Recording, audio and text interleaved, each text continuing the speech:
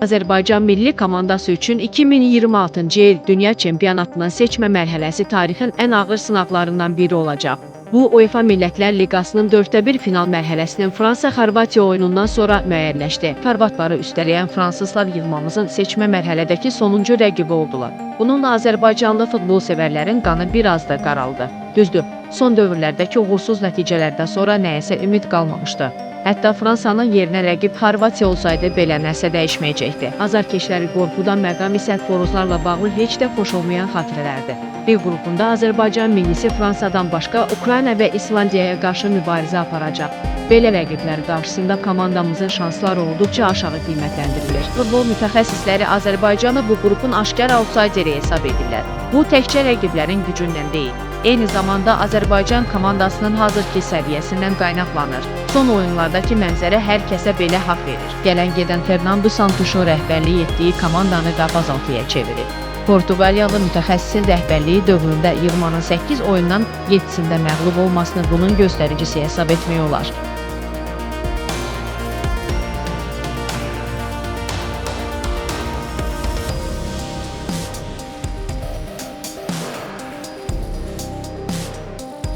Fransa milli komandası dünya futbolunun zirvəsindədir. Düşəngüllərin 2 qat dünya və Avropa çempionu olmasını qeyd etmək kifayət edir. Fransızlar eyni zamanda UEFA Millətlər Liqasının da qalibi olub. Xoruzların 2022-ci ildə keçirilən son dünya çempionatının finalçısı olmasını da qeyd etmək onların gücünü təsvir etməyə kifayət edir. Bu komanda Kylian Mbappé və Ousmane Dembele kimi ulduzlarla fərqlənir.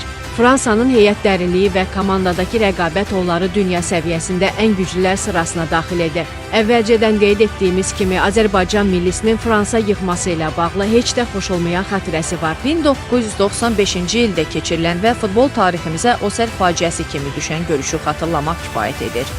Avro 1996-nı seçmə mərhələsinə təsadüf edən oyunda fransızlar 10-0 hesabı ilə qalib gəliblər ki, bu millimizin tarixindəki ən böyük hesablı məğlubiyyətdir. İndi isə azarkeşlər oxşar vəziyyətin təkrarlanmasından narahatdırlar.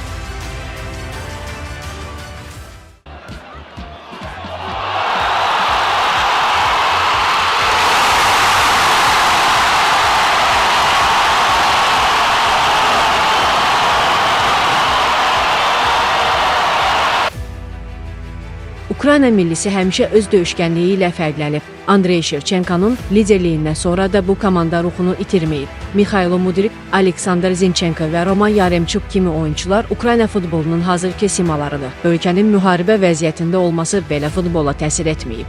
Çox sayda Ukraynalı futbolçu aparıcı çempionatların klublarında legioner həyatı yaşayır ki, bu da milli komandaya müsbət təsir edir. Azərbaycan və Ukrayna arasında keçmişdə 2 beynəlxalq yoldaşlıq görüşü baş tutub. Bunlardan birincisi Bakıda keçirilib və qapılara qol vurulmayıb. Ukraynadakı ikinci qarşılaşmada komandamız 0-6 hesabı ilə darmadağın olub. Qarşısına dünya çempionatına vəsiqə qazanmaq hədəfini qoyan Sergey Ribrov və yetirmələrinin seçmə mərhələ oyunlarında millimizə aman verəcəyinə inanmaq saflıq olar. Buna görə də Fransadan sonra Ukrayna ilə görüşlər də bizim üçün qorxulu görünür.